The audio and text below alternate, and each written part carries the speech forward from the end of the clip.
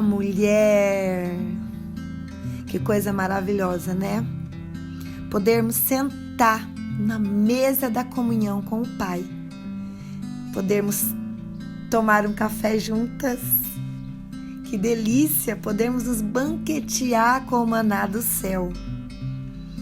E eu já quero dizer algo para você, mulher.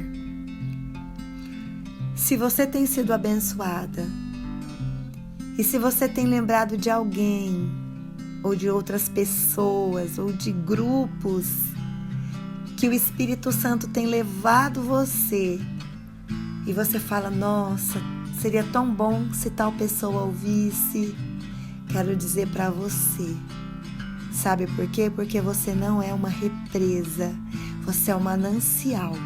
Então eu quero te incentivar a você semear a palavra como uma boa semeadora, para que mais vidas sejam alcançadas, sejam abençoadas.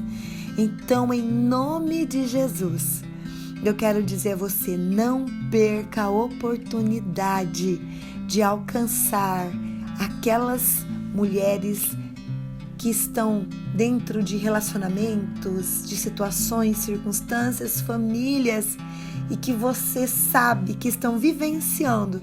Porque às vezes pode acontecer de você ouvir uma trilha e dizer assim, mas isso não é para mim.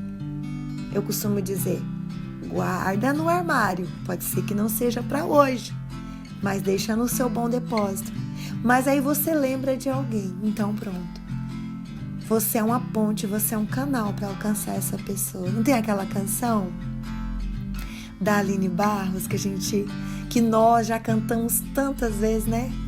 Como um farol que brilha à noite, como ponte sobre as águas. Você é uma ponte. Você é uma ponte para levar as águas da palavra. Amém? Então vamos lá. Não se esqueça. Curta, ative o sininho, compartilhe. Seja uma semeadora da palavra. Hoje nós vamos falar sobre lidando com os arrependimentos. A nossa leitura está em 2 Samuel, capítulo 18, versículo 28. E 2 Samuel, capítulo 19, versículo 8.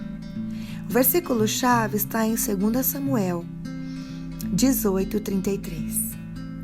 Lidando com os arrependimentos. Você já perdeu um filho ou alguém muito próximo? Se a resposta for sim, entenderá facilmente a angústia de Davi. A dor é particularmente acentuada se conflitos pessoais não tiverem sido resolvidos antes de momentos, percas que chegaram, que você não esperava. Quando existe conflito entre os membros de uma família, é fácil pensar que temos todo o tempo do mundo para consertar as coisas, mas às vezes o inevitável acontece, como por exemplo, uma morte inesperada. E então temos de lidar com os nossos arrependimentos. Isso aconteceu ao rei Davi, quando seu filho Absalão foi morto.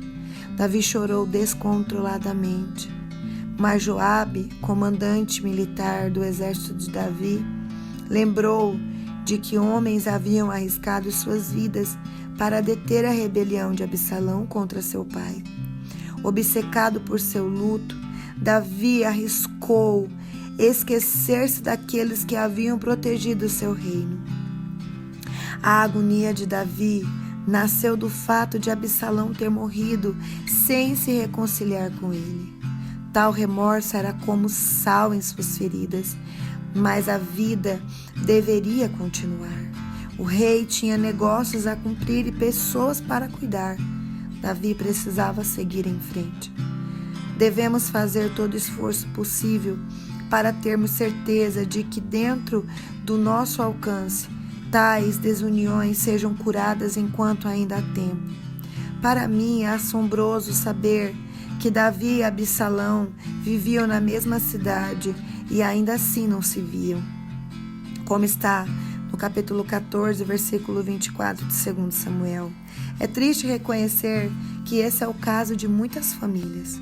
Problemas emergem entre filho e pai, ou mãe e filha, e moram na mesma vizinhança sem nenhum contato.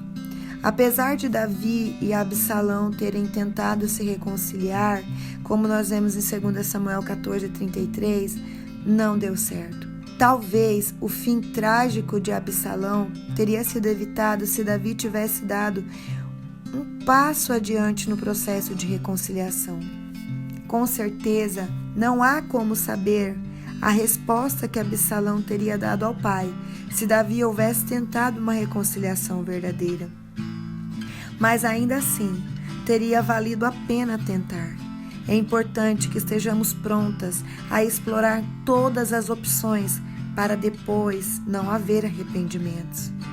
Algumas de nós, entretanto, dizem com tristeza: eu me sinto como Davi. Já é muito tarde para tentar consertar as coisas. Devemos entregar a Deus as palavras não ditas e deixar tudo nas mãos dele. E então pedir que nos dê a graça de viver com as lembranças difíceis. Outros precisam de nós. É tempo de seguir em frente. Nós aqui estamos falando, de uma perca realmente física, estamos falando da morte, de situações que nós precisamos resolver, não somente pensando no hoje, mas pensando no amanhã. Mas eu quero trazer o entendimento também para os nossos relacionamentos no quesito de que todas nós precisamos pensar nas nossas atitudes dentro dos nossos casamentos, dos nossos relacionamentos. E hoje eu vou trazer aqui uma fala minha para dentro do casamento, do relacionamento matrimonial. Amadas, às vezes nós pensamos que nós vamos fazer algo e que aquilo ali é insignificante. Mas existem atos nossos que podem matar influências, matar relacionamentos, matar casamentos. E de fato depois, nem mesmo o arrependimento vai ter condições de trazer aquilo de volta. Então deixa eu falar uma coisa, quem que já ouviu aquela frase que 30 segundos de prazer não valem a pena quando contabilizado para uma vida inteira de arrependimento? Então, mulher, coloque na balança, vá para a palavra em meio às tentações, circunstâncias, situações. Para pensar. Primeiro, valida isso pela palavra. Tem o aval de Deus? É algo que vai ter a bênção de Deus? Está de acordo com as verdades bíblicas? Pensa na pessoa que está do teu lado. Pensa nos seus filhos. Pensa na sua família.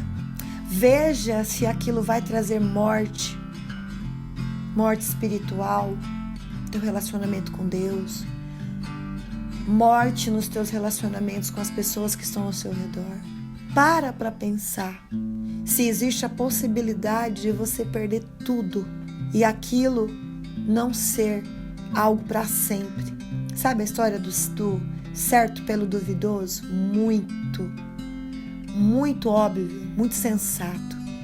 Nós estamos vivendo num tempo em que as pessoas têm vivido de imediatismo e elas não querem mais construir sobre uma base sólida. Elas vivem uma vida de fast food e levam isso para o casamento.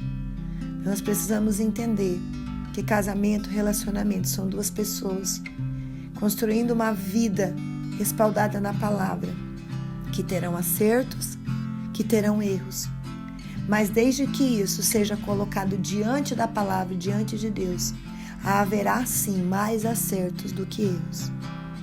Então eu não estou te dizendo de erros todos nós cometemos, mas eu estou dizendo de decisões, de atitudes que terão consequências gravíssimas e para a eternidade. Então pense, repense, analise, busque ajuda. Lembra da frase de um dos nossos devocionais? Aquilo que precisa ser feito escondido não deve ser feito. E a minha frase é: aquilo que você não pode fazer às claras, você não pode fazer também às escuras. Então, amada, você é uma mulher de Deus, você é uma mulher que deseja acertar, é você que não deseja viver de remorsos. Pare para analisar e coloque a sua vida na mentoria do Espírito Santo. Sabe por quê? Porque somos mulheres, somos um corpo, o corpo de Cristo.